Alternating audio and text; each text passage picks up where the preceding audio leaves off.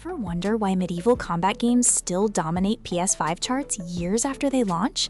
Something about swords and castles just hits different. I'm Alice, and today we're counting down 25 medieval games you seriously can't miss on PS5. Grab your controller, let's dive right in. Number 1 on this list has to be Elden Ring, and honestly, nothing else really compares to it.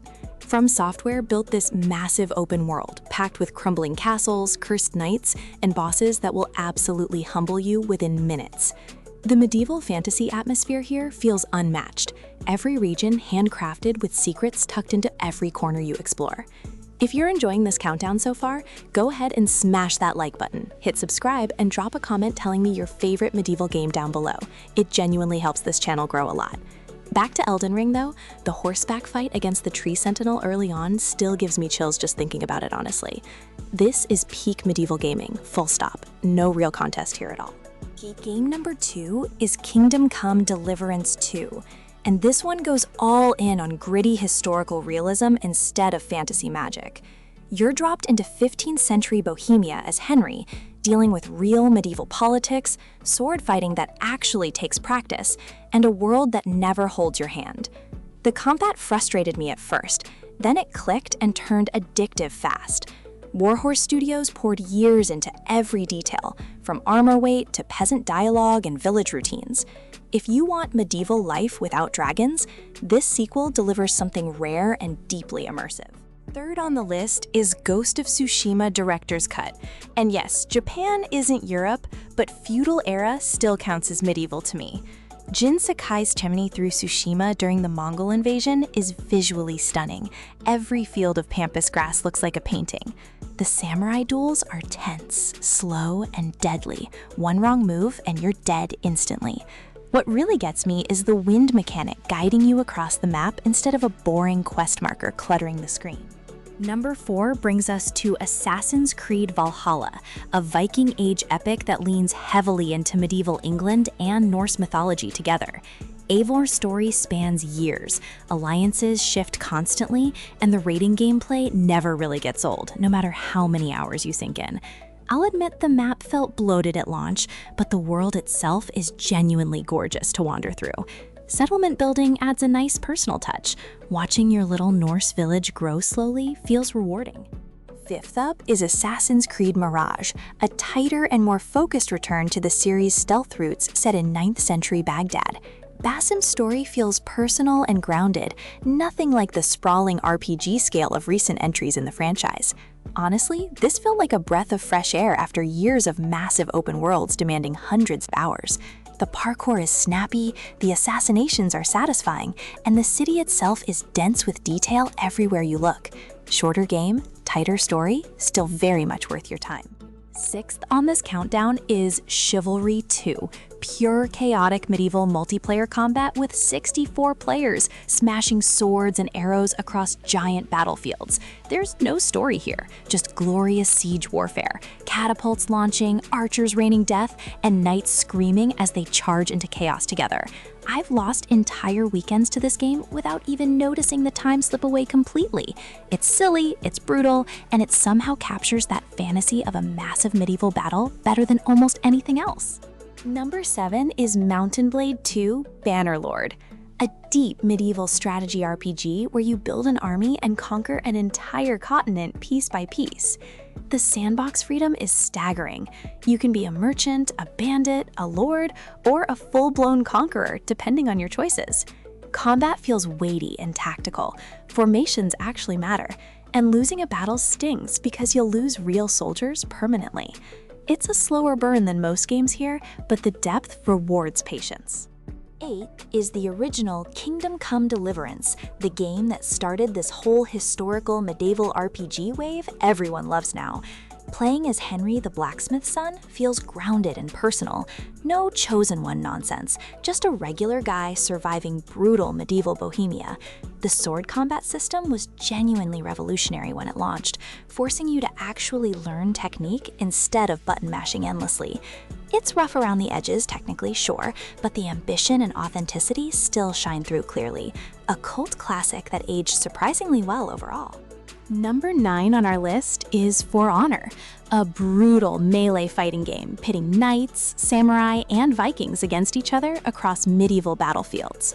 The stance-based combat system takes real skill to master. Duels feel like genuine sword fights, rather than random button spam nonsense. I still remember losing my first ranked duel in about 4 seconds flat. Humbling experience, honestly. Years after launch, the community is still active, still competitive, and still surprisingly deep for newcomers willing to learn. Underrated medieval multiplayer gem, honestly. 10th is Dark Souls III, From Software's dark fantasy medieval masterpiece, full of crumbling kingdoms, undead knights, and punishing but fair combat encounters. Every boss fight feels like a genuine achievement once you finally land that killing blow after dozens of failed attempts. The atmosphere is oppressive and beautiful at once. Decaying castles and cathedrals stacked with lore if you actually pay attention. I remember celebrating out loud after beating the Nameless King. Pure relief and joy, honestly. Essential medieval Souls experience, no question about it. 11 brings us Dark Souls Remastered, the game that basically invented the modern medieval Souls genre we all know and love today. Lordran feels like one interconnected puzzle box, shortcuts looping back on themselves in ways that still impress me years later, honestly. The knights, the dragons, the crumbling architecture, everything screams dark medieval fantasy done right without compromise. It's punishing, sure, but every death teaches you something useful for the next attempt you make. If you skipped this one somehow, absolutely fix that immediately. Number 12 is A Plague Tale Requiem, a gorgeous and emotional journey through medieval France, ravaged by plague, rats, and brutal war. Amicia and her brother Hugo's bond carries the entire story. Their relationship feels real and earned rather than forced dramatic nonsense. The rat swarms are genuinely terrifying, thousands of them swallowing entire villages whole in seconds flat. Visually, this game is stunning. Some of the best lighting and environmental detail I've seen on PS5, honestly. Beautiful, haunting medieval storytelling done exceptionally well. 13th is A Plague Tale Innocence, the first entry that introduced us to Amicia and Hugo's desperate fight through plague-ravaged medieval France originally. It's more linear in focus than its sequel, but the emotional core hits just as hard throughout the whole journey. Stealth mechanics mixed with rat swarm horror create genuinely tense moments that stuck with me long after credits rolled. The Inquisition backdrop adds real historical weight to what could have been generic fantasy fluff otherwise. Start here before jumping into Requiem, honestly.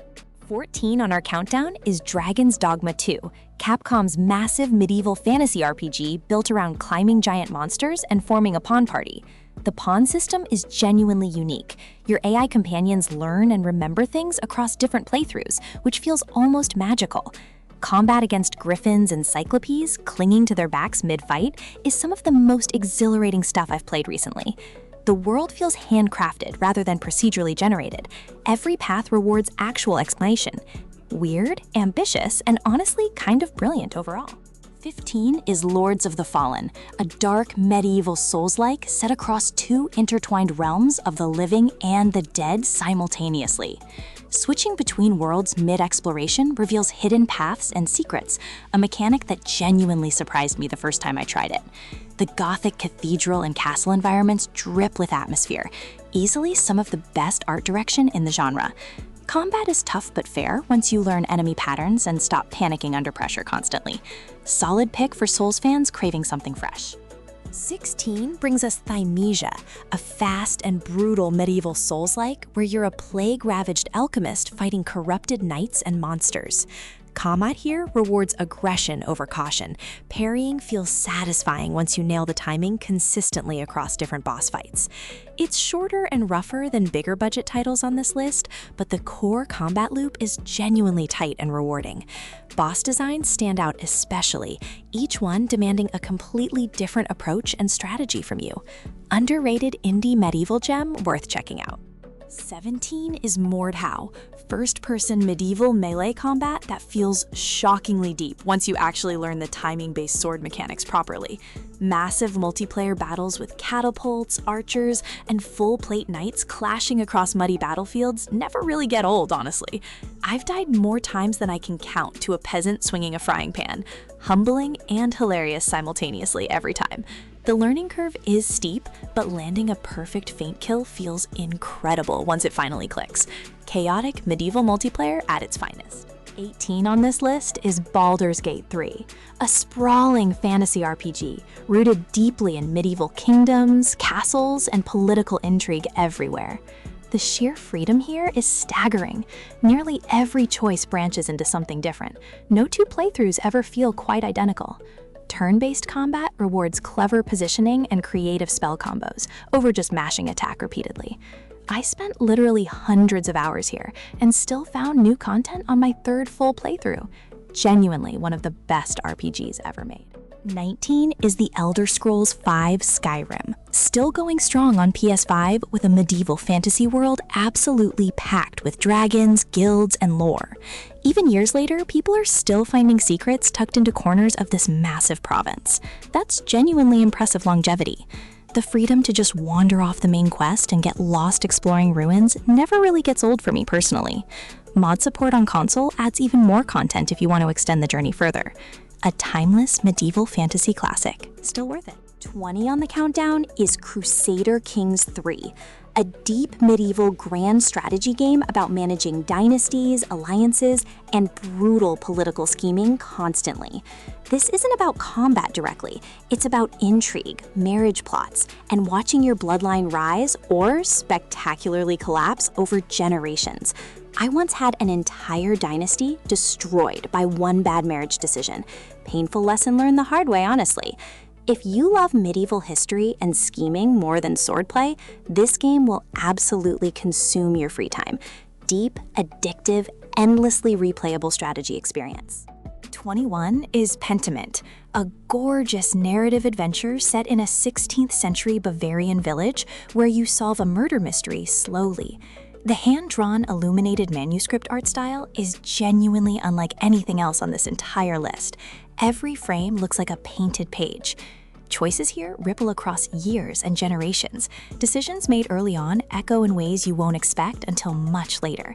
It's slower paced and dialogue heavy, but the writing and atmosphere more than make up for that pacing. A truly unique medieval storytelling experience. 22 brings us Sekiro Shadows Die Twice. Technically feudal Japan, but the castle sieges and honor-bound combat fit this list perfectly well.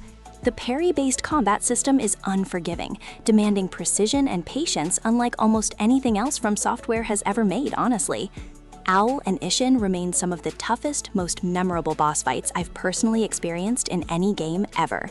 Beating this game genuinely felt like earning a black belt in something, exhausting but deeply satisfying overall. Brutal, beautiful, unforgettable medieval-era combat. 23 is Nioh 2, a brutal Japanese medieval Souls-like packed with demons, yokai, and deep loot-driven combat systems throughout. Character creation and build variety here is honestly staggering. Multiple weapon types each feel completely different to actually master properly. The difficulty spikes hard. Missions can drag if you're underleveled, but the combat depth keeps pulling you back regardless. Historical figures blended with supernatural horror creates a genuinely unique flavor of medieval Japan you won't find elsewhere. Hardcore Souls fans will absolutely love this. 24 is Kingdom 2 Crowns, a charming side-scrolling medieval kingdom builder where you recruit villagers and defend against greedy creatures nightly.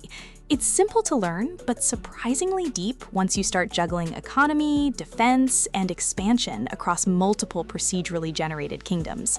I lost an embarrassing number of kingdoms to greed early on before finally understanding the balance required to survive. The pixel art style is charming, cozy even, despite the constant looming threat of losing everything overnight. Great palate cleanser between heavier titles. 25, closing out this list, is Vikings Wolves of Midgard, a brutal isometric hack-and-slash rooted in Norse medieval mythology and survival. You play a clan leader avenging your tribe against fire giants, ice trolls, and other mythological horrors across harsh frozen landscapes. Combat is fast, bloody, and satisfying. Chaining combos together feels genuinely powerful once your gear starts coming together properly. It's not the flashiest game on this list, but it's a solid, underrated pick for Norse mythology fans specifically. Fitting brutal way to end things.